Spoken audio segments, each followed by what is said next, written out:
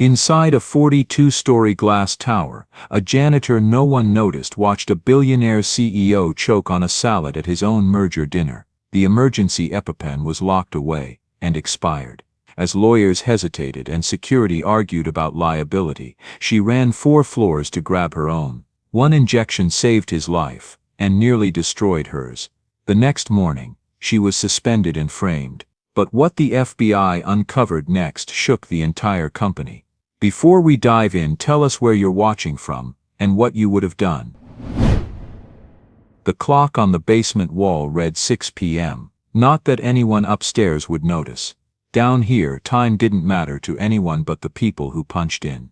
Lila Reyes opened her locker. Number 4491. Same locker for 8 years. Same dent on the top left corner from the day she slammed it shut after her first write-up, for being 2 minutes late on a Tuesday when the subway flooded. She pulled out her uniform. Gray polo, gray pants, gray like the walls, gray like the mop bucket, gray like every single day down here. But inside that locker, hidden behind the uniform, things told a different story. A framed diploma from Temple University. Bachelor of Science in Medical Laboratory Technology.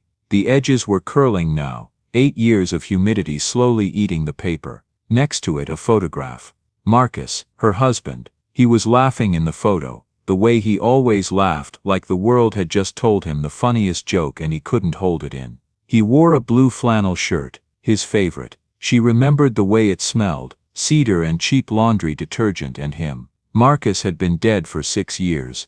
Anaphylactic shock, a mislabeled ingredient at a catering event. His throat closed in 4 minutes. The EpiPen in the first aid kit was expired. He was 31 years old. He died on a Thursday. Lila had been at work when she got the call. She remembered the exact tile she was standing on when her phone buzzed. 4th floor, East Corridor. Tile number, she didn't know the number, but she could walk you to the exact spot with her eyes closed.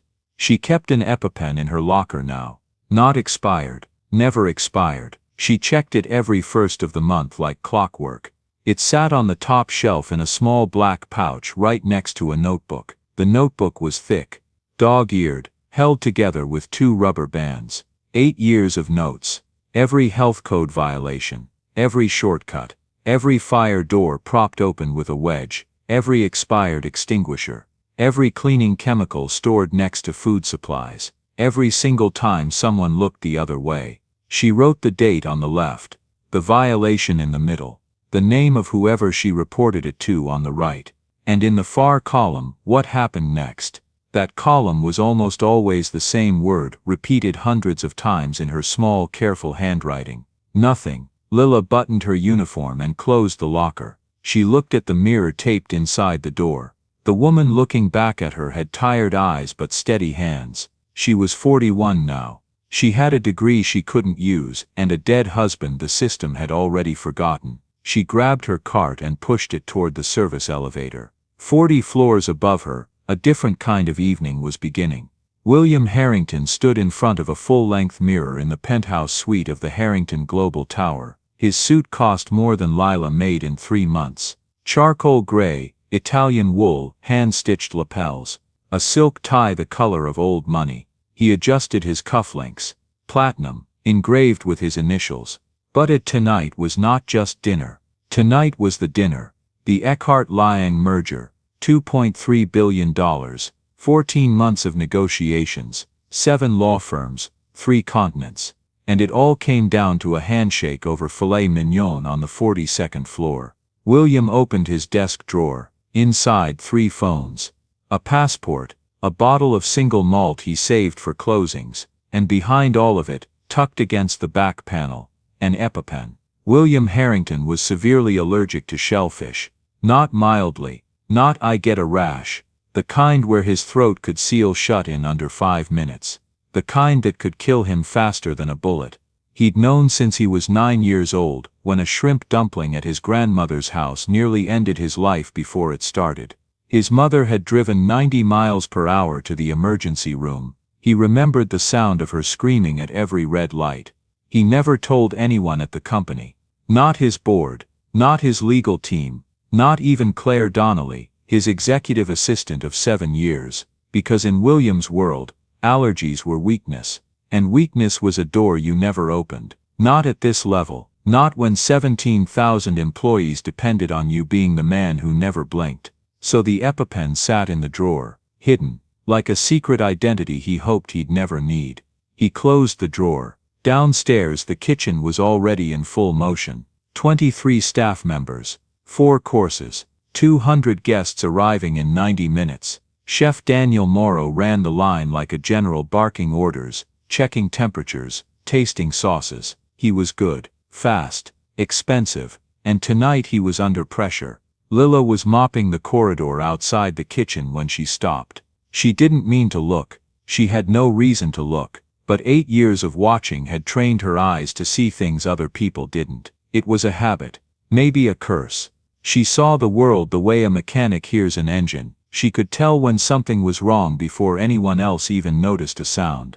And right now, something was wrong. Through the kitchen service window, she saw one of the prep cooks, a young guy, maybe 22, tattoo on his wrist, moving fast, grab a red cutting board from the rack. Red, in every commercial kitchen in America, red means one thing: raw meat and seafood. It's not a suggestion.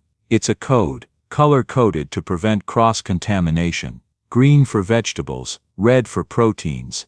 Every food handler learns this on day 1. The prep cook placed the red board on the counter. Then he grabbed a head of romaine lettuce and started chopping. Lila's hand tightened on the mop handle. Romaine lettuce, on a red board.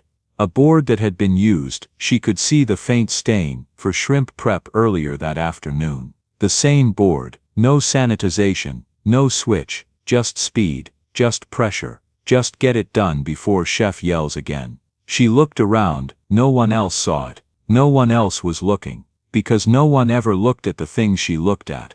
That was the whole point. She was invisible, her job was to be invisible, to clean and vanish, to exist in the margins of a building where people like William Harrington made history and people like her made sure the floors were dry. She thought about Marcus, she thought about the notebook in her locker, she thought about every single time she'd reported something and nothing happened. Then she turned toward the kitchen door. 200 guests were about to sit down to dinner. One of them was allergic to shellfish and would rather die than admit it. And somewhere between a red cutting board and a bowl of romaine lettuce, a fuse had already been lit. Nobody heard it. Nobody ever does. Lila pushed through the service door. The kitchen was a wall of heat and noise, sizzling pans, clanging metal, someone shouting for more ice. She found the event manager Derek Calloway, standing near the pass with a clipboard and a Bluetooth earpiece. "We have a cross-contamination issue," she said. "Station 3, red board used for salad prep." Derek didn't look up. "Who are you?" "Lila Reyes, custodial staff." "Custodial." He said it the way someone says expired coupon. "I'll handle it." He didn't handle it. Lila walked to the allergen control chart mounted on the wall by the walk-in cooler. It was supposed to be filled out before every event. Date, menu items, known allergens, cross-contact protocols. The chart was blank. Not partially filled. Blank. Like it didn't exist. She flipped the sanitation log hanging next to it. The last signature was 9 days ago. 9 days in a commercial kitchen. That wasn't an oversight. That was a system that had stopped pretending. In the main prep area, she watched the line cooks work. They were fast, professional, but she noticed the olive oil. 2 bottles sitting near the grill station. One was the house blend, standard. The other had been used for searing scallops earlier in the day. She could see the residue on the rim. Nobody had relabeled it. Nobody had separated it. And now someone was drizzling it over the salad course. Olive oil, contaminated with shellfish protein, going onto plates that would be served in less than 30 minutes. Lila felt the heat rise in her chest. Not anger. Something worse. Recognition. She had seen this exact pattern before. Not here, but somewhere else. 6 years ago. In a different kitchen. At a different event. With a different man who never came home. She turned back toward Derek. He was laughing now, talking into his earpiece about table assignments. She didn't try again. She knew the math. Custodial staff reports safety concern to event manager. Event manager ignores it. Custodial staff reports to building management. Building management files it. Nothing happens. Every time. The notebook in her locker had 400 pages of proof. Upstairs, the 42nd floor was transforming. Crystal glasses, white tablecloths, 3 types of forks, a string quartet warming up in the corner. Guests began arriving at 7:15. Sharp suits, sharp smiles, sharp handshakes that decided the fate of companies. William Harrington entered at 7:22. He shook 9 hands in 2 minutes. He smiled the kind of smile that closed deals. Warm but calculated, like a fireplace in a house that was also a fortress. Claire Donnelly walked 3 steps behind him. She always did. 7 years as his executive assistant. She knew his schedule better than he did. She knew his coffee order, his dry cleaner, his blood type. She organized his life the way an architect organizes a building, everything in place, nothing visible. But tonight something about Claire was different. Lila noticed it from across the room. She was on floor duty now, stationed near the service corridor to handle spills, maintain restrooms, stay invisible. But she watched Claire the way she watched everything. And Claire's hands were wrong. Claire always held her phone with her left hand. Always. But tonight she kept switching it. Left to right, right to left. She checked it too often. And every time she looked at the screen her jaw tightened. Lila filed it away. The same way she filed everything. In the back of her mind, behind the wall of things nobody else cared about. The first course was served at 7:40.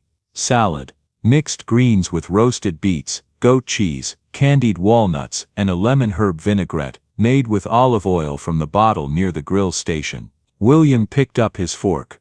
Across the table the Eckhart delegation was smiling. Numbers were being exchanged.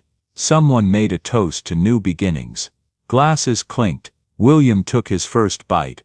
Lila was 30 feet away, wiping down a side table when she saw him chew. She stopped. 12 seconds later, William touched his neck.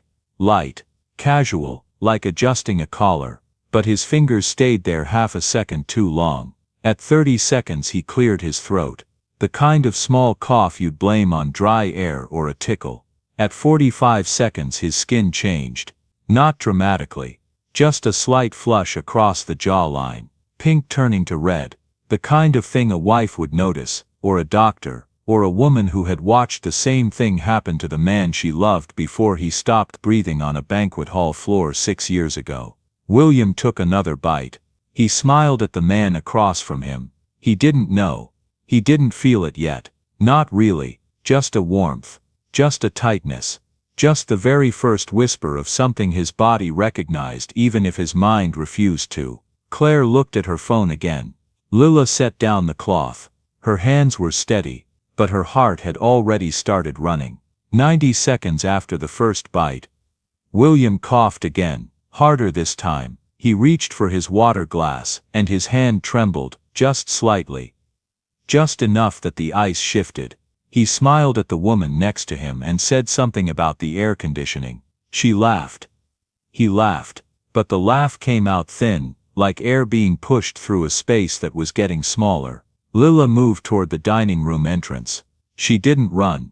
Running draws attention, and attention for someone like her always meant trouble. She walked with purpose. The kind of walk she'd perfected over 8 years of navigating a building where she was expected to exist without being seen. At 2 minutes, the rash had spread. William's neck was blotched with red and white patches, like a map of something going wrong beneath the surface. He loosened his tie. His breathing changed, not gasping, not yet, but shorter, quicker. His body was pulling in air through a doorway that was slowly closing. She reached the dining room and scanned the room. 200 people, 14 tables, waitstaff circulating like satellites. Not a single person was looking at William Harrington the way she was. They saw a CEO. She saw a man whose histamine levels were spiking. whose mast cells were flooding his bloodstream with the same chemical cascade that had killed Marcus in 4 minutes and 11 seconds on a Thursday evening in October. At 2 minutes and 40 seconds, William pushed his chair back. The movement was too sharp. His napkin fell. The man next to him paused mid-sentence. William raised a hand. "I'm fine," and stood. But his legs weren't fine. They buckled for just a fraction of a second before he caught himself on the table edge. Claire stood up. Her face was pale. But she didn't move toward him. She moved toward her phone. Lila crossed the room. She passed a waiter carrying a tray of wine glasses. She passed a security guard named Tony who was stationed by the elevator. She reached William just as he leaned against the wall near the exit. "Sir," she said. "Are you having an allergic reaction?" William looked at her. For a moment his eyes focused, sharp, clear, the eyes of a man who had spent 30 years commanding rooms. Then they softened. The sharpness drained. He opened his mouth to speak, and what came out was a wheeze. "Sir, I need you to tell me, are you allergic to shellfish?" He shook his head. "Not no. Just don't. Don't say it. Not here. Not in front of them." Even now, with his throat tightening and his blood pressure dropping, the reflex was the same. Hide it. Control it. Don't let them see. Lila turned to Tony. "Call 911 now. Tell them anaphylaxis, adult male, mid-50s, airway compromised." Tony stared at her. "Ma'am, who are you? Call 911, he called. The dispatcher said 8 minutes. 8 minutes. Lila felt the number land in her chest like a stone. She knew what 8 minutes meant. She had memorized the timeline the way a soldier memorizes a minefield. In anaphylaxis, the body works on its own clock. Blood pressure drops. The airway narrows. Tissues swell. The heart, starved of oxygen, starts to race, then stumble, then stop. 4 to 6 minutes from severe onset to cardiac arrest. 8 minutes was a death sentence wrapped in a response time. William slid down the wall. His breathing was a whistle now, thin and sharp. His lips were changing color, fading from pink to a dusty blue that Lila had only seen once before. People were gathering. Someone said, "Give him space." Someone else said, "Is there a doctor?" A man in a $3,000 suit pulled out his phone and started recording. Lila knelt beside William. His eyes were half closed. His hand was on his chest, fingers curled like he was trying to hold something in. She thought about Marcus. She didn't want to, but the body remembers what the mind tries to forget. She saw him on the floor, the blue flannel, the way his hand went limp, the paramedic who shook his head, the fluorescent light above the gurney, the sound of the zipper. She stood up. The first aid station was mounted on the wall 12 feet away, a white metal cabinet with a green cross on the front. Lila moved to it in 4 steps, pulled the handle. Locked. Not a key lock. A magnetic lock. A small black panel with a card reader, the kind that required a building security badge with elevated clearance. The kind of clearance that custodial staff didn't have. The kind that security supervisors carried. She could see the EpiPen through the cabinet's plastic window. Orange cap, right there. 8 inches away behind a 1/4 inch of plastic and a magnetic latch that cost the company $40 and had just become the most dangerous object in the room. She grabbed the handle with both hands and pulled. Hard. The magnetic seal held. She pulled again, bracing her foot against the wall. Nothing. She looked around for something to pry it. A dinner knife, a fire extinguisher mount, anything. But there was nothing within reach, and every second she spent looking was a second William didn't have. Ross, the security supervisor, materialized beside her, heavy-set, hands on his radio. He had the clearance badge on his hip. "Open it," Lila said. "He needs the EpiPen." Ross looked at William on the floor. He looked at the cabinet. He looked at his badge. Then he looked at Lila with the expression of a man running a decision tree he hadn't been trained for. "I'm not authorized to administer medication without. You're not administering it. Open the cabinet." Ross reached for his badge, tapped it against the reader. The light blinked green. The door swung open. Lila reached for the EpiPen. She read the label in 1 second flat. Her hands were already moving, already uncapping, and then she stopped. The expiration date on the label was stamped in red ink. XP 08/2023. 14 months ago. She stood there for exactly 1 second holding an expired EpiPen in a locked cabinet inside a 42-floor building managed by a company that billed itself as a global leader and couldn't maintain a single auto-injector on the floor where its CEO ate dinner. She set it down. Her jaw was tight. Her hands were steady. That was the worst part. After everything, her hands were still steady. Does anyone know if he carries an EpiPen? She asked the room. No one answered. 200 people who had flown across oceans to do business with this man, and not one of them knew the thing that could save his life. Claire was gone. Lila scanned the room. Claire Donnelly, the woman who knew William Harrington's blood type and dry cleaner and coffee order, had disappeared. Ross stepped in front of her. "Ma'am, medical is on the way. You need to step back and let us. The EpiPen in your cabinet is expired." She said it quietly, without heat, the way you state a fact that doesn't need volume to be devastating. "By 14 months, your CEO is dying on the floor. And I know where there's a viable one." Ross blinked. "What do you mean you know where?" "Floor 38, South Utility Corridor. I keep a kit in my supply station. I've kept one there for 3 years. The logic of it had taken her less than a second to arrive at. Not the basement. Not the sub-level locker she'd had for 8 years. She had learned after Marcus, learned it the way you learn things that come from grief rather than a textbook, that one EpiPen in one place is a prayer, not a plan. She kept one at her primary workstation. Floor 38, the executive corridor she cleaned on early rotation. The kit lived in the top shelf of her supply trolley cabinet, inside a zippered black pouch. She checked it every first of the month, same as always, never expired. "That's 4 floors down," she said. "Let me go." Ross hesitated. 1 second, 2. The kind of hesitation that exists because no protocol covered this. Because no one had ever written the rule for what to do when the custodial worker is the only person in the building with a viable plan. If he stops breathing before you say yes, Lila said, that hesitation is going to be the thing you think about for the rest of your career. Ross moved aside. She turned and ran. Down the corridor. Past the elevator, too slow, always too slow. She hit the stairwell door with both hands. 4 floors. 38 to 42. 4 flights of stairs, roughly 70 steps. She had done the math without meaning to, the way her brain always calculated distances in a building she had mapped by muscle memory. She took the stairs in sets of 3.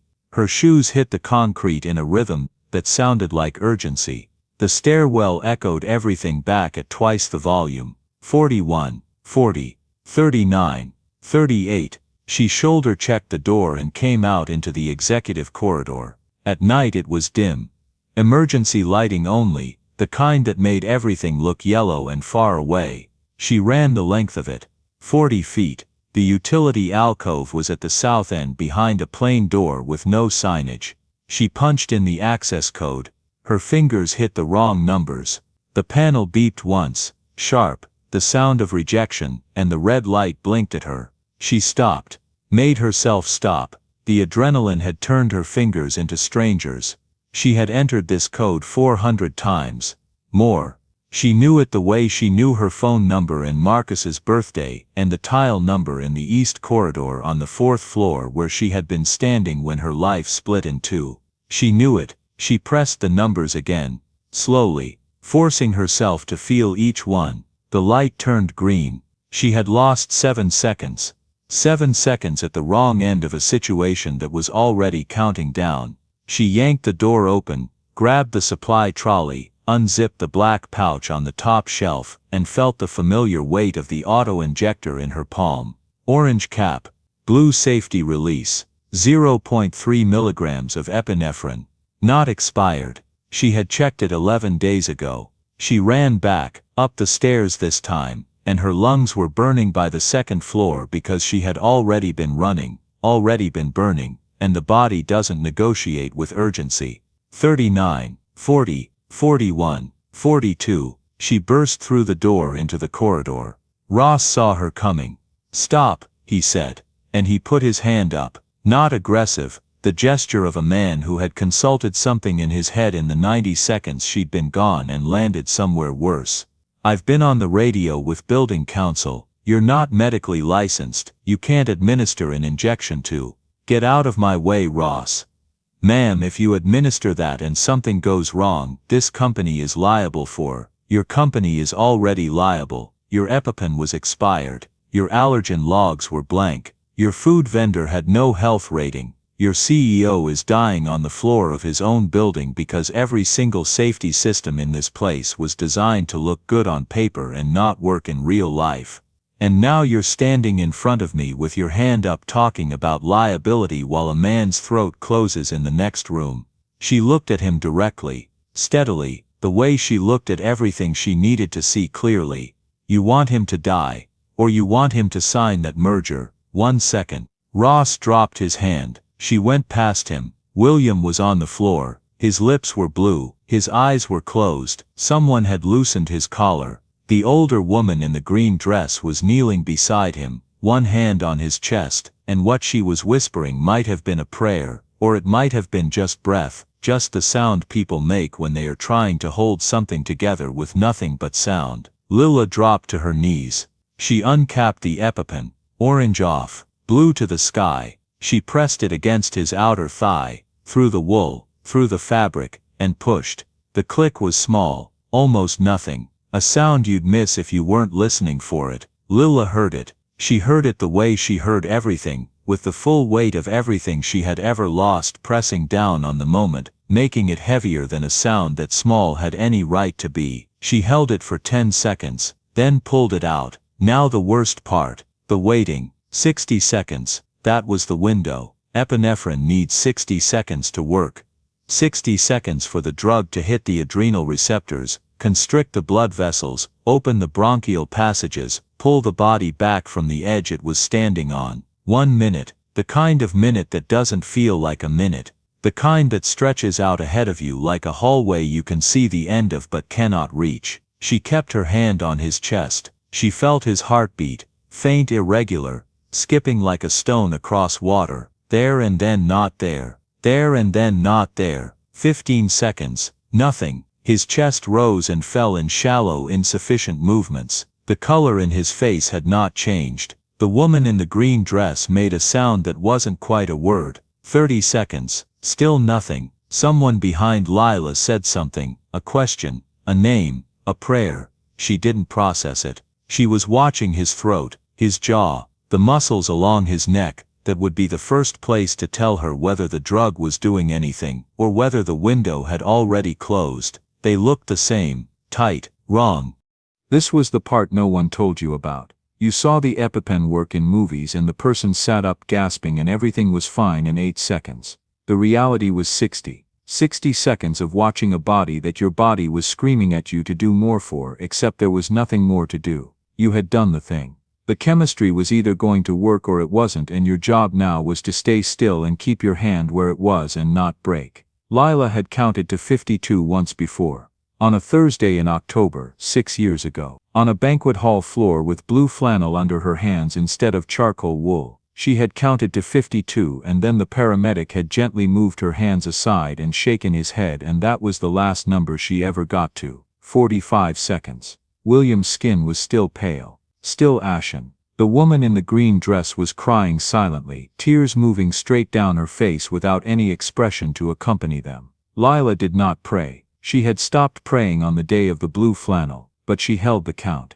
46, 47, 48. The numbers were the only thing she could control, so she held them the way you hold a railing on a staircase that might not be bolted to the wall. 49, 50, 51. At 52 seconds, William's chest rose, not much, but more than before. A deeper breath. Not a gasp, not the dramatic inhale of someone surfacing from underwater. Just a breath that was bigger than the last one. Like a window had cracked open in a sealed room. Like a door somewhere in his body had been pushed and it had moved. 53. 54. His fingers moved. Just a twitch. His right hand lying flat on the floor beside him, the fingers curled once. The way a person's hand moves when they are coming back from somewhere very far away and they are not sure yet if they have arrived. 58, 59, 60. William Harrington opened his eyes. They were unfocused, wandering. The eyes of a man waking up in a country he didn't recognize, trying to find something familiar in a landscape that was still rearranging itself, but they were open.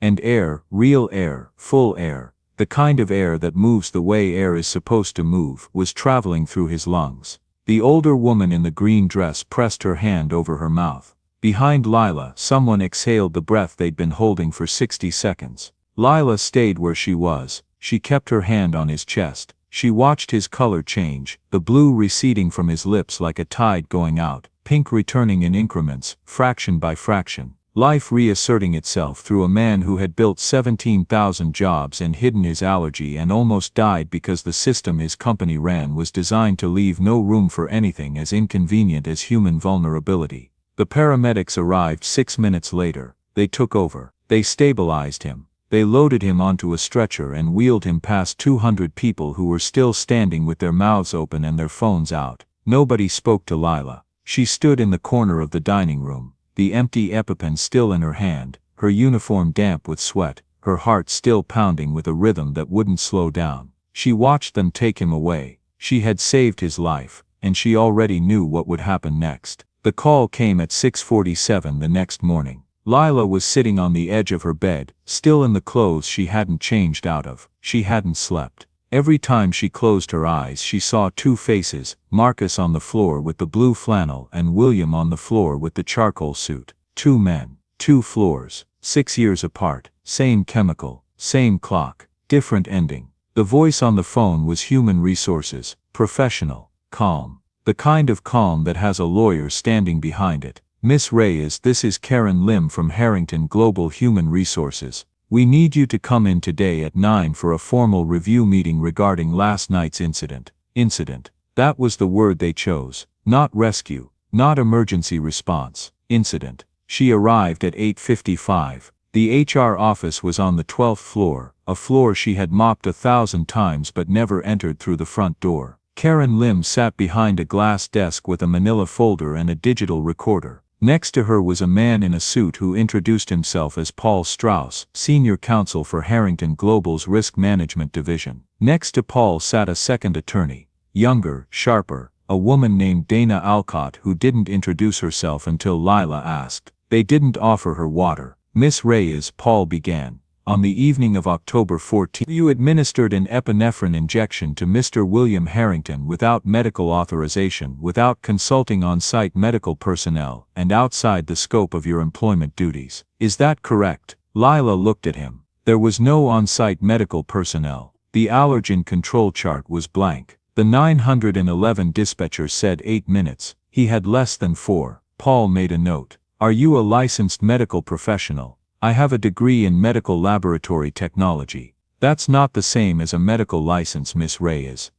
No, it's not, but he would be dead. Dana Alcott leaned forward. She opened a second folder, thicker than Karen's, and placed 3 documents on the table. The first was Lila's employment file. The second was a printout of her locker inventory log from building security. The third was a wrongful death lawsuit filed 6 years ago, Reyes v. Summit Staffing Solutions et al., that Lila had settled out of court for an amount she was legally prohibited from disclosing. Miss Reyes, Dana said, you had in your personal locker a prescription-grade epinephrine auto-injector, which is not standard equipment for custodial staff. You possess medical training that you never disclosed to your employer. And you have a direct personal and legal history with a Harrington Global subsidiary connected to the exact type of incident that occurred last night. Can you understand why these facts raise questions? Lila felt the room tilt, not physically, somewhere deeper. She understood what was happening. She had seen it in the notebook 100 times, the way institutions protect themselves. Not by lying, by rearranging the truth, by turning the person who sounds the alarm into the person who set the fire. You're building a case against me, Lila said. We're conducting a thorough review, Karen said. You're building a case against me because it's easier to blame the janitor than to explain why a $2.3 billion company didn't know its own CEO could die from a salad. Nobody spoke. The digital recorder hummed. Paul closed his folder. You're being placed on administrative suspension, effective immediately, pending a full internal investigation. Your badge will be deactivated. You are not to contact any Harrington Global employee, visit any Harrington property, or speak to any media outlet regarding the events of October 14th. Violation of any of these conditions will result in immediate termination and potential legal action. Karen Lim slid a document across the desk. Non-disclosure agreement. 14 pages. Lila read the first paragraph. It said in legal language that took 47 words to say what could be said in 4, shut up or else. She didn't sign it. She walked out of the building at 9:38 a.m., carrying a plastic bag with her personal items from the locker. The diploma, the photo of Marcus, the EpiPen pouch, empty now, and the notebook. 8 years, 400 pages. She held it against her chest like a shield. The subway home was crowded. Rush hour. She stood between a woman with a stroller and a man reading the news on his phone. The headline on his screen said, Harrington Global CEO hospitalized after allergic reaction at corporate event. The subheadline said, Company investigates possible protocol failures. There was no mention of Lila, no mention of a custodial worker, no mention of 42 flights of stairs. She got off at her stop and walked 3 blocks to her apartment. She locked the door. She put the plastic bag on the kitchen table. Then she sat on the floor, not a chair, the floor, and pressed her back against the wall and stared at the ceiling. For the first time in 6 years, she thought about quitting. Not the job. She'd already lost that. Quitting everything. The notebook, the vigilance, the compulsive, exhausting, thankless habit of caring about things that nobody else cared about. 8 years of writing down violations and reporting problems and being ignored and still showing up the next day. And now this, suspended, silenced, investigated.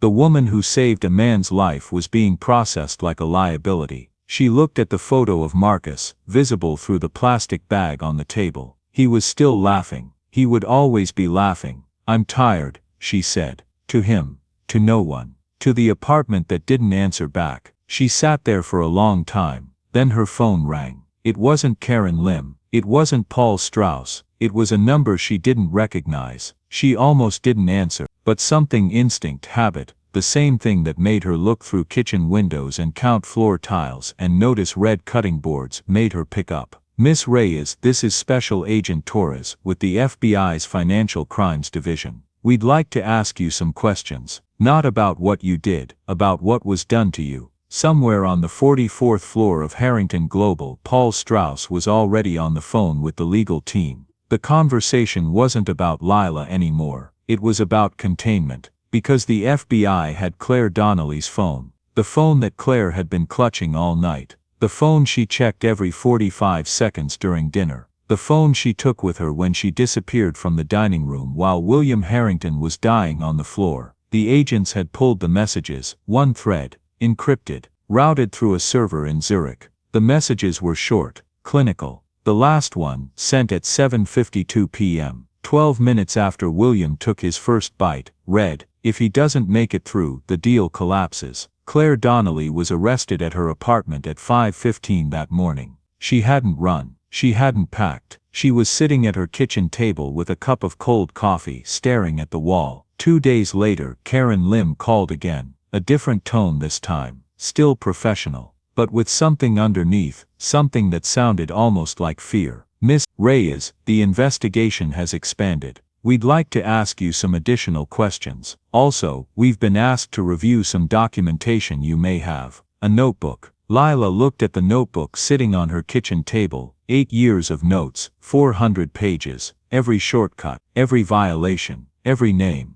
every date. Every time she said something and nothing happened. The system had ignored her for 8 years. Now the system wanted to read every word she'd written. Lila sat at her kitchen table for 3 hours after the call ended. The notebook open in front of her. She turned the pages slowly, not reading, remembering. Each entry was a day. Each day was a thing she saw that nobody else cared about. But now, sitting in the silence of her apartment, the pages weren't random anymore. They were a pattern. She started with Claire. Page 212. March 14th, 2 years ago. Lila had been cleaning the executive washroom on the 44th floor when she saw Claire standing near the copy room at 9:47 p.m. The floor was empty. No meeting scheduled. Claire was photographing documents, not scanning, not printing, photographing with her personal phone. Lila noted it because it was unusual. Claire had access to every digital file in the company. Why use a phone? Page 289.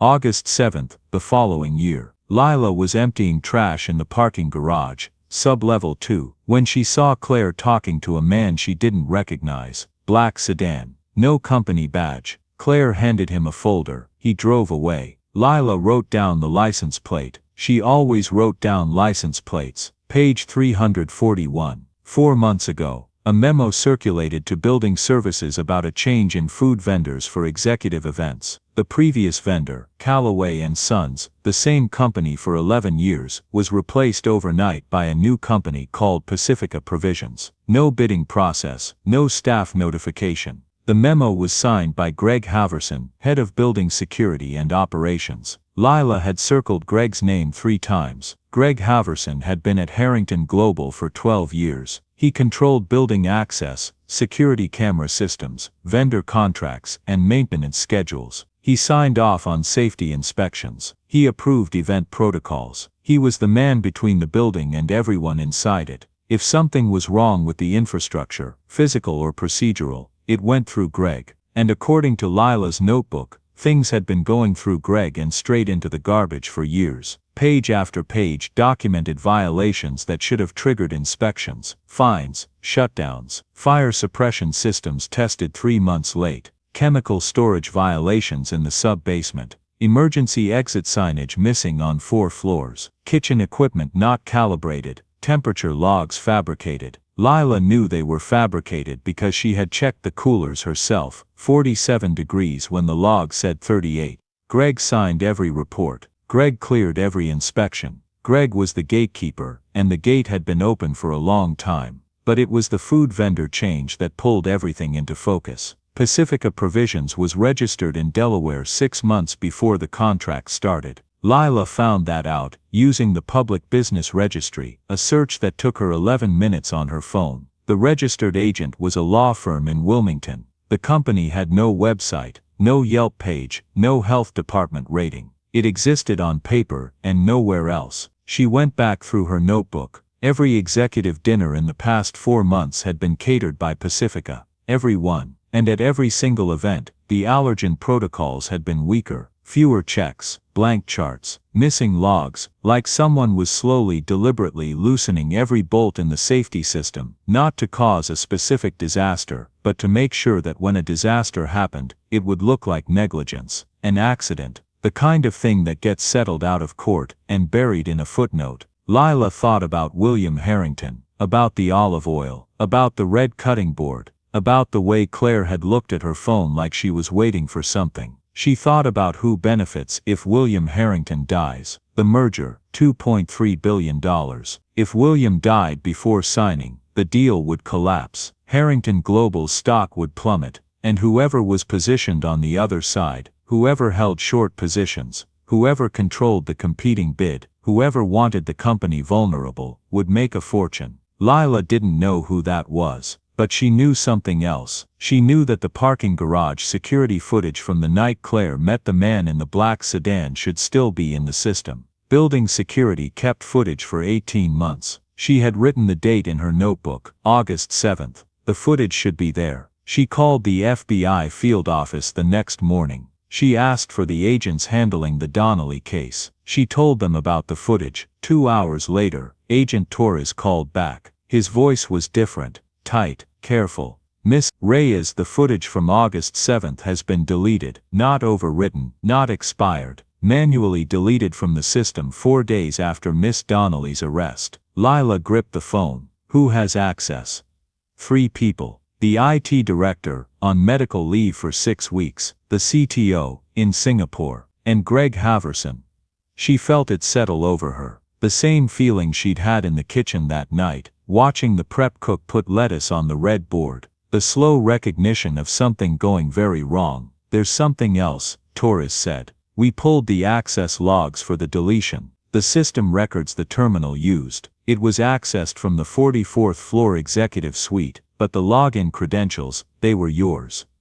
The room went cold. Someone used my credentials. Your employee ID and building access code were used to log into the security terminal at 11:42 p.m. on October 18, 4 days after Mr. Harrington's hospitalization, 3 days after your suspension. I was at home. I was suspended. My badge was deactivated. We know, but the log says otherwise. And Miss Reyes, Harrington's legal team has already been notified. Lila sat down. The notebook was in front of her. 400 pages of proof that she had spent 8 years trying to make this building safer, and now someone had used her name, her ghost in the system, to destroy the very evidence she had told the FBI to look for. She was being framed, not with a weapon, not with a confession, with her own identity. The invisible woman had been made visible at exactly the wrong moment, in exactly the wrong way. For 3 days Lila didn't leave her apartment. She sat with the notebook, and the photo of Marcus, and the growing certainty that she had stepped into something designed to swallow people like her whole. On the 4th day Torres called again. We traced the terminal access. The login was made using a cloned badge. Someone duplicated your credentials before your badge was deactivated.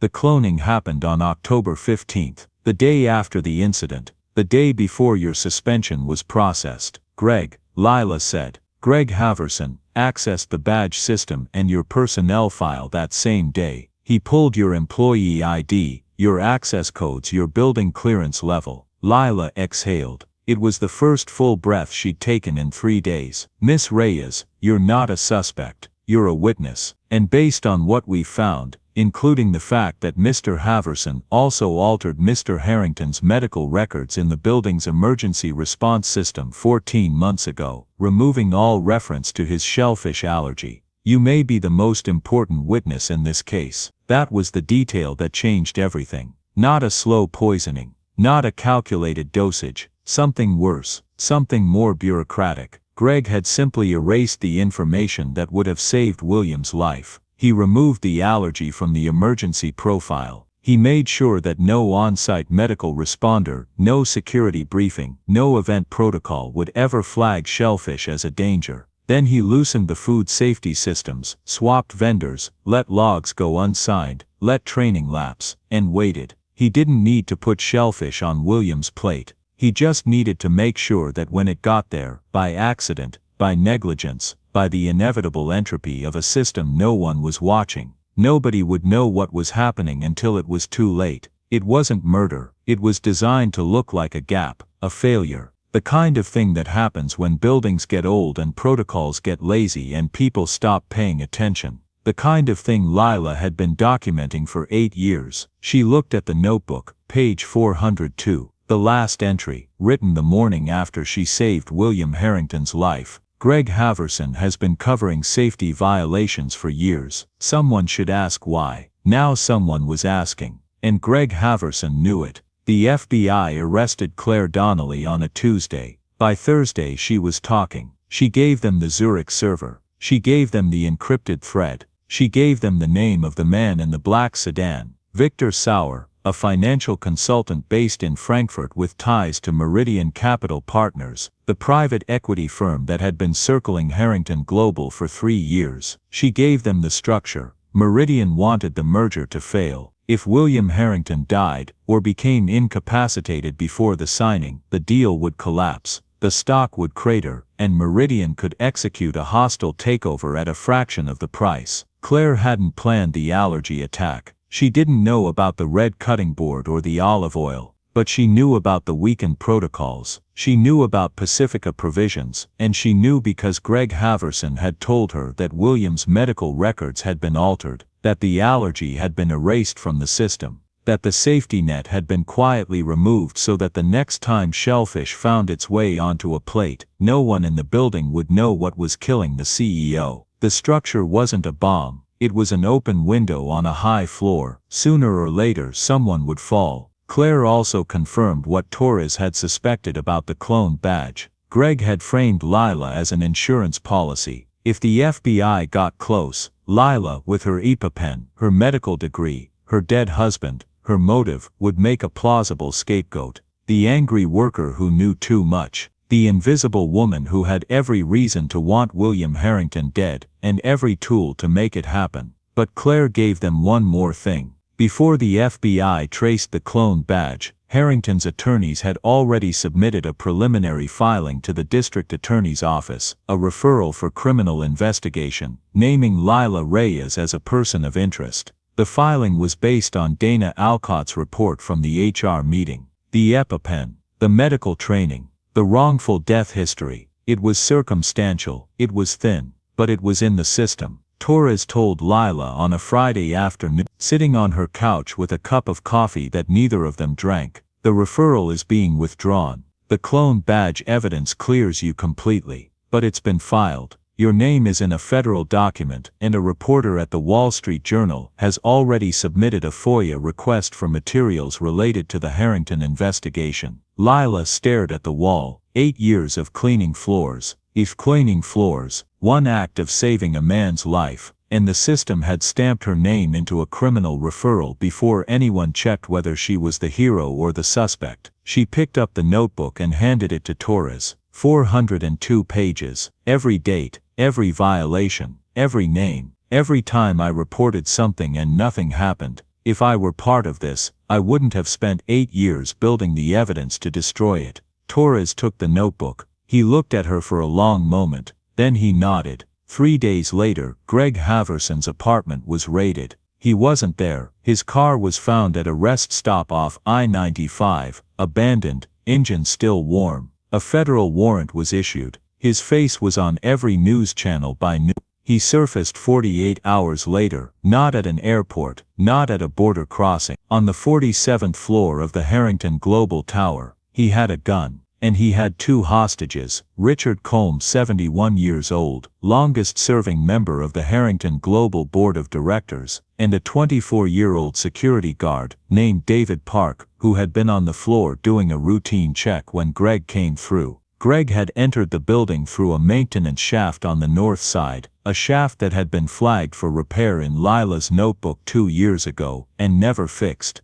The FBI surrounded the building. SWAT positioned on adjacent rooftops, negotiators set up on the 46th floor, but the 47th floor had a problem. The main stairwell access had been sealed by Greg from inside. The elevator was disabled, and the only other way up was through a series of utility corridors and mechanical passages that ran through the building's core, passages that weren't on any blueprint available to law enforcement, but they were in Lila's notebook. She had mapped them. Not intentionally, not like an architect, but over 8 years of cleaning every floor, checking every closet, replacing every light bulb in every hallway nobody else walked through. She had learned the building the way a river learns a canyon, by flowing through every crack. The FBI called her at 4:15 p.m. They didn't ask her to go in. They asked her to draw them a path. Lila sat in a command vehicle parked on Lexington Avenue, surrounded by monitors and tactical officers, and drew a schematic on a legal pad. Service corridor on 45, ventilation shaft access behind the mechanical room on 46, crawl space above the executive conference suite ceiling, utility closet 12 feet from the main boardroom where Greg was holding Richard and David. She drew every turn, every door. Every measurement she remembered from 8 years of moving through spaces nobody else knew existed. She labeled the load-bearing walls. She marked the places where the crawl space narrowed. She noted the vent cover on the 47th floor that had a broken latch. Page 378 in her notebook. The tactical team lead studied the drawing. He looked at Lila. How sure are you about this route? I've cleaned every inch of it, I'm sure. They went in at 5:30 p.m. 4 officers, using Lila's map. She stayed in the command vehicle, listening to the radio chatter, her hands flat on the table, her eyes closed, seeing every corridor in her mind as the team moved through it. The negotiator had been talking to Greg for 2 hours. Greg was unraveling. He paced. He shouted into the phone about the system, about how men like William Harrington built empires on the backs of people like him and then threw them away. David Park was on the floor near the conference table, hands zip-tied, bleeding from a cut above his eye. He was 24 years old. He had been on the job for 3 months. The tactical team reached the utility closet at 5:47 p.m. Through the wall they could hear Greg's voice. Then something changed on the radio. The team lead's voice went tight. He's moved the older hostage to the window. 47th floor. Floor-to-ceiling glass. Lila opened her eyes. She knew that window. She had cleaned it 200 times. She knew the view, the city, the sky, the distance down. She knew that Greg wasn't just holding a hostage anymore. He was standing on an edge. "Let me talk to him," she said. The tactical commander shook his head. "Ma'am, that's not. He knows me. He's been in that building as long as I have. We're the same floor, the same elevator, the same invisible people. If anyone in this vehicle understands what's happening in that room, it's me." They patched her through. "Greg," she said. Her voice came through the negotiator's line, through the speaker in the boardroom. Greg froze. He knew the voice. "Who is that?" "Lila Reyes, 4491. Custodial." Silence, then a sound that might have been a laugh. "They sent the cleaning lady." "Nobody sent me. I'm the one who drew the map your tactical team is using right now. I know every hallway in that building, Greg, including the one you're standing in." Silence again, longer this time. "You think you're different from me." Greg's voice cracked through the speaker. "You and me, we're the same. We do the work. We keep the place running, and they don't even know our names." "I know," Lila said. "I've been here 8 years. I know exactly what they give us. I know how it feels to say something and have no one listen." "Then you understand." "I understand the feeling. I don't understand the choice. You erased a man's medical records, Greg. You helped people who wanted him dead. You framed me. You put my name on a federal document. And right now there's a 24-year-old kid on the floor with blood on his face because of what you chose. He's invisible too, Greg. Right now in that room he's just as invisible as we ever were. And you're the one doing it to him." The radio was quiet. Lila could hear Greg breathing, ragged, unsteady. "I didn't want anyone to die," he said. "I just wanted them to see me. I know, but I didn't save William Harrington to get revenge. And you don't get to hurt people and call it justice. That's not what invisible people do. That's what the system does. And if you pull that trigger or push that man through that window, you become the system. You become the exact thing that chewed us up." 10 seconds. The longest 10 seconds Lila had ever lived through. Longer than the 60 seconds waiting for the EpiPen to work. Longer than the 4 minutes and 11 seconds it took Marcus to die. 10 seconds of listening to a man breathe on the other side of a radio, deciding whether to fall or to stop. Greg put the gun on the conference table. He sat down. He put his face in his hands. The tactical team moved in. Greg was on the ground. David Park was cut free. Richard Culm was led to a medic. The gun was bagged. The floor was cleared. Lila sat in the command vehicle for another 20 minutes after it was over. The monitors went dark one by one. The officers filed out. Someone thanked her. She nodded. She stepped out onto the sidewalk. The Harrington Global Tower stood above her, lit up against the night sky, 47 floors of glass and steel and secrets. She had cleaned every one of them. She knew the building better than the architects who designed it, better than the executives who owned it, better than the man who had just tried to burn it all down from the inside. Her hands were shaking, not from fear, from everything. William Harrington came home from the hospital on a Wednesday. His throat was still sore, not from the anaphylaxis but from the breathing tube. They had kept him for 5 days. Observation, tests. The doctors told him he was lucky. He didn't feel lucky. He felt like a man who had been picked up by the ankle and shaken until everything fell out of his pockets. He sat in his living room, a penthouse on the Upper East Side, 3,000 square feet of silence, and read the file his legal team had prepared. Claire Donnelly, Meridian Capital, Victor Sauer, Greg Halverson, the altered medical records, the food vendor, the red cutting board, all of it laid out in clean legal prose with exhibit numbers and timeline charts. And Lila Reyes, page 47, custodial employee, badge 4491. The woman who had saved his life with an EpiPen she kept in her locker because her husband had died the same way he almost did. William set the file down. He walked to the window. Manhattan stretched out below him, a grid of ambition and concrete, the city that had made him what he was. He had built Harrington Global from a mid-tier logistics firm into a multinational corporation. He had closed deals in 9 countries. He had been on the cover of Forbes twice. His wife, Eleanor, had died 4 years ago. Pancreatic cancer. They caught it late because she had been having symptoms for months and he hadn't noticed. He was in Tokyo when she got the diagnosis, Shanghai when she started chemo. He made it back for the last 3 weeks. She didn't say she forgave him. She just held his hand and looked at the ceiling and said, "I wish you'd been here more." He picked up the file again. Page 47. Husband, Marcus Reyes. Deceased, cause anaphylactic shock at a corporate catering event. The event had been organized by Summit Staffing Solutions, a subsidiary of Harrington Food Services, a subsidiary of Harrington Global, his company. His name at the top of the chain. 5 layers of corporate structure between him and a man who choked to death on mislabeled shrimp, but the line led back to the same place. He picked up his phone. He called Lila Reyes. She answered on the 4th ring. She didn't say hello, she just waited. "Miss Reyes, this is William Harrington." Silence. "I'd like to meet with you, in person, if you're willing." More silence. "Then why?" "Because I owe you more than a phone call, and because I think you know things about my company that I should have known a long time ago." They met the next afternoon at a diner on Lexington Avenue, not his penthouse, not the Harrington Tower. A diner with vinyl booths and coffee that came in white mugs with no saucers. William arrived first. He wore a wool coat and no tie. He looked smaller than he did on television. Older, like the hospital had taken something out of him and hadn't put it back. Lila arrived 3 minutes later. She carried the notebook. They sat across from each other.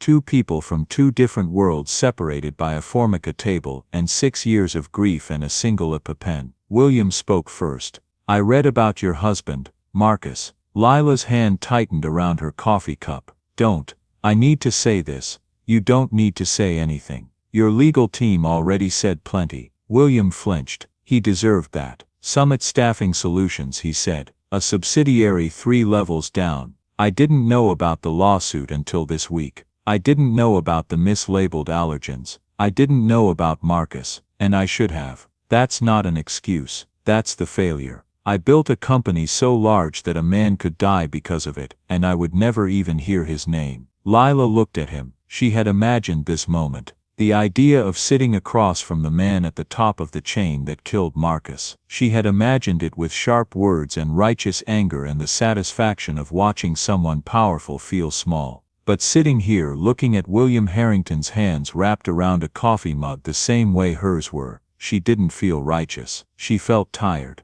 The kind of tired that lives in your bones. "I could have let you die," she said. "Not as a threat, as a fact. I know, I thought about it. Not during, I just moved. But after, sitting on my kitchen floor at 2 in the morning, I thought about what it would have meant if I had just stayed in the corner and watched." William didn't look away. He owed her that much. "Why didn't you?" he asked. "Because Marcus wouldn't have. He was the kind of person who helped. Not because of who the other person was, because of who he was. And if I let you die to punish your company for what happened to him, I wouldn't be his wife anymore. I'd just be someone the system turned into something ugly." She let that sit. Then she leaned forward. "But I didn't come here to make you feel better about being alive. I came because I need you to understand something. Your company didn't just kill my husband. It tried to destroy me for saving you. Your lawyers put my name in a criminal referral.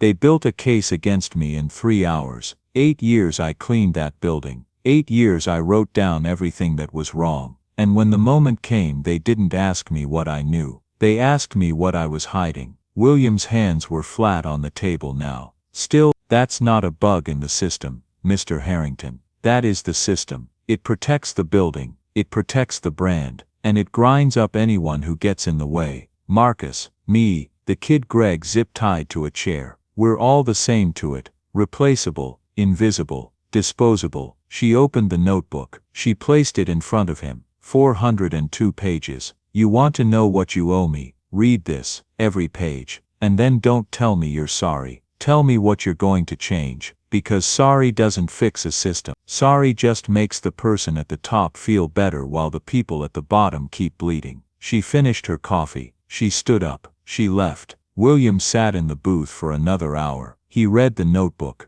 every page. The coffee got cold. The waitress refilled it twice. He didn't notice. By the time he closed the last page, his hands were shaking, not from fear, not from illness, but from the weight of 400 days of truth written by a woman the building was designed to ignore. He picked up his phone and called his chief of staff. "Cancel everything tomorrow. We're making changes, and they're not going to be mine. They're going to be hers." The press conference was held on a Monday morning. Harrington Global's main auditorium. 400 seats, every one filled. Cameras from 6 networks. A live stream with a viewer count that climbed past 200,000 before William even reached the podium. He stood at the microphone and did something that no one in that room had ever seen a CEO of a Fortune 500 company do. He told the truth. 14 months ago, he said, someone inside this company altered my medical records. They erased a condition that nearly killed me.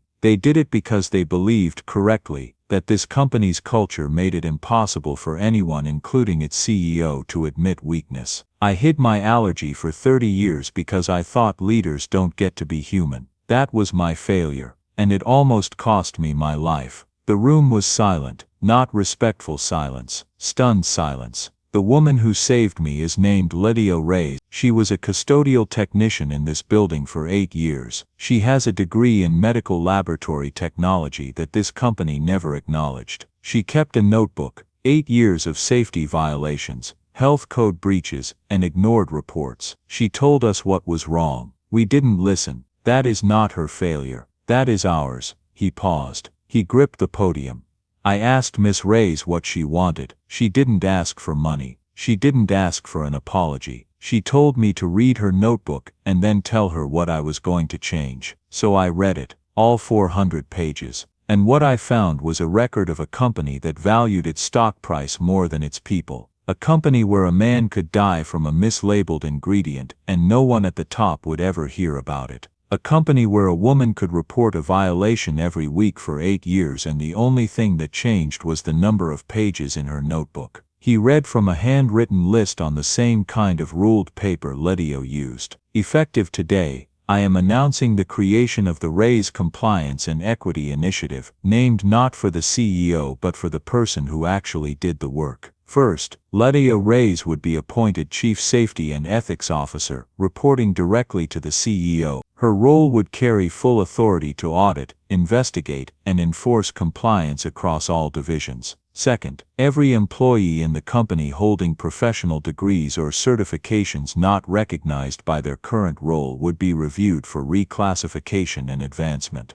Third, an anonymous whistleblower system would be established with independent oversight, not managed by HR, not filtered by legal, not controlled by anyone inside the building. Fourth, the executive leadership team would undergo a full restructuring. Any officer found to have ignored or suppressed safety reports would be terminated. Fifth, a public apology. To Lila Reyes, to the family of Marcus Reyes, to every employee who had ever reported a problem and been told it was handled when it wasn't. He gave the apology standing in front of 400 people with his voice cracking on the second sentence. He didn't stop. He said Marcus Reyes' name out loud. He said he was ashamed. The reaction was immediate, but it didn't come from where William expected. The cameras had barely stopped when the first call came in. Not from a board member, not from a shareholder, from a woman named Patricia Aguilar. She worked in the mailroom at Harrington's Dallas office. She had a bachelor's degree in accounting. She'd been sorting packages for 4 years. She was crying on the phone. She said she'd watched the press conference on her lunch break in the break room with 11 other people and nobody said a word for 5 minutes after it ended. By the end of the day, Human Resources had received 63 emails from employees across 12 offices. People sending in copies of degrees, certifications, licenses, things they had stopped mentioning on their resumes because they'd learned that overqualification was a reason to not get hired, not a reason to get promoted.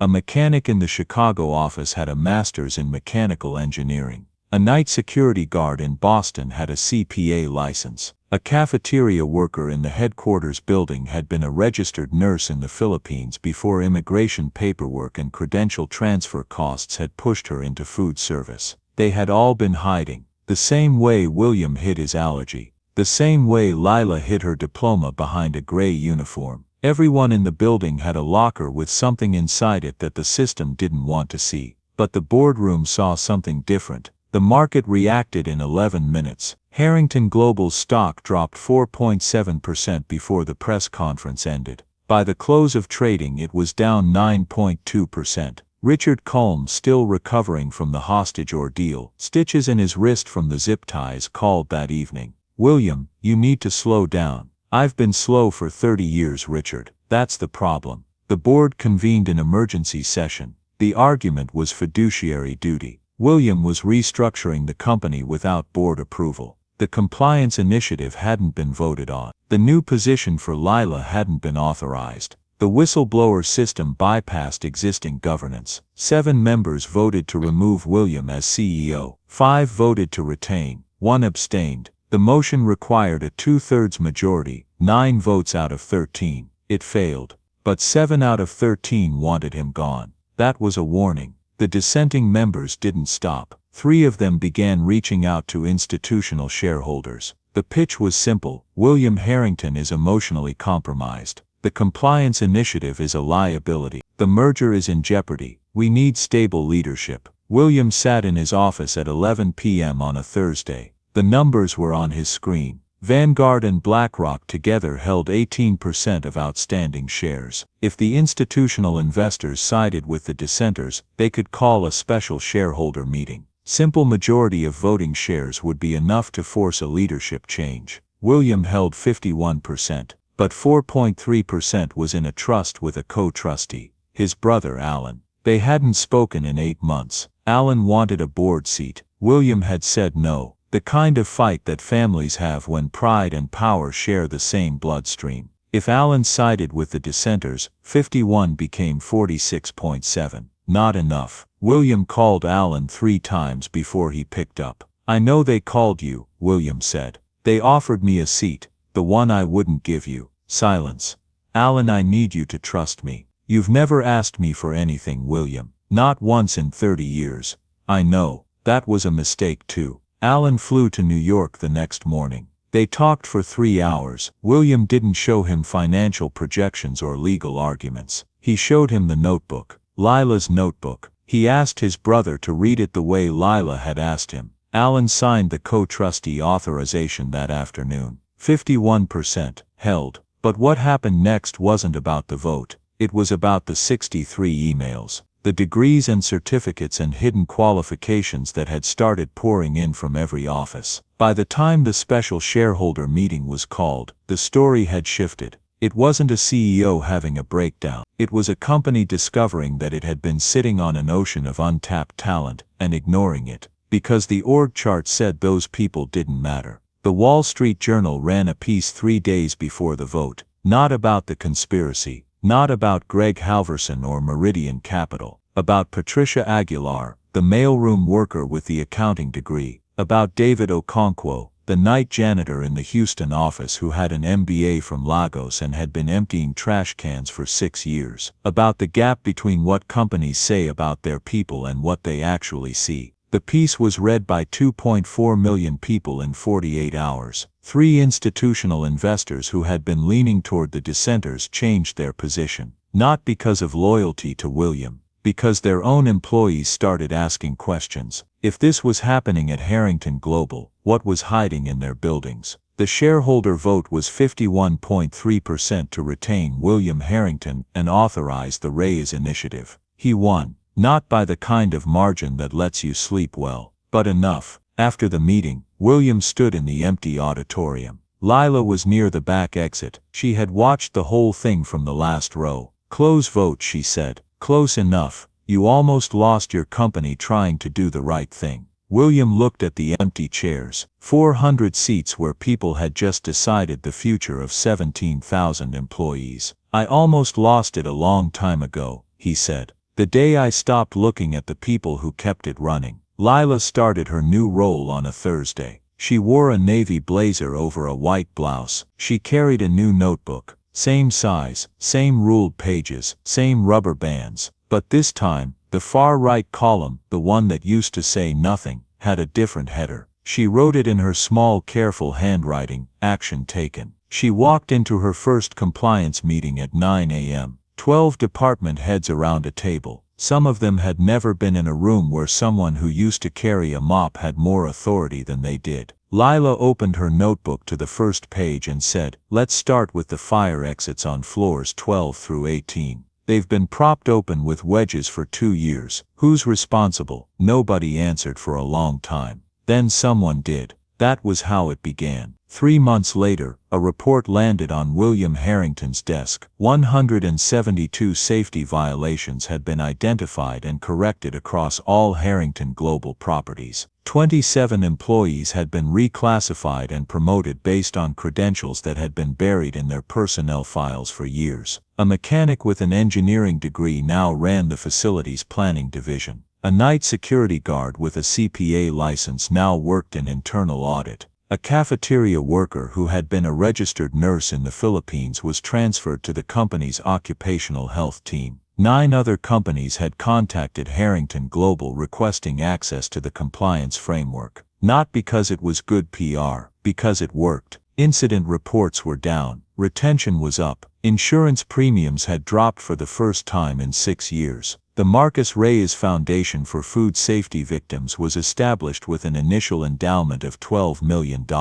Lila didn't run it. She sat on the advisory board and reviewed grant applications on Sunday mornings with a cup of coffee and Marcus's photo propped against the windowsill. On a Tuesday in January, Lila walked through the 40th floor of the Harrington Global Tower. What used to be a row of storage closets and utility rooms was now a suite of offices for the Safety and Ethics Division. Her name was on the glass door, Lila M. Reyes, Chief Safety and Ethics Officer. She stood in front of it for a moment, not admiring it, remembering locker 4491, the dent on the top left corner, the gray uniform, the mop bucket, the service elevator that smelled like bleach and old carpet. Every floor she had mopped. Every wall she had wiped. Every night she had walked through this building like a ghost, seeing everything, heard by no one. She went inside and sat at her desk. Down the hall the elevator chimed. William Harrington stepped out. He was walking to a meeting, restructuring session, 3rd one this month. Same long stride, same set jaw. But something was different, something small. A woman was mopping the corridor near the conference room. New hire, young, name tag,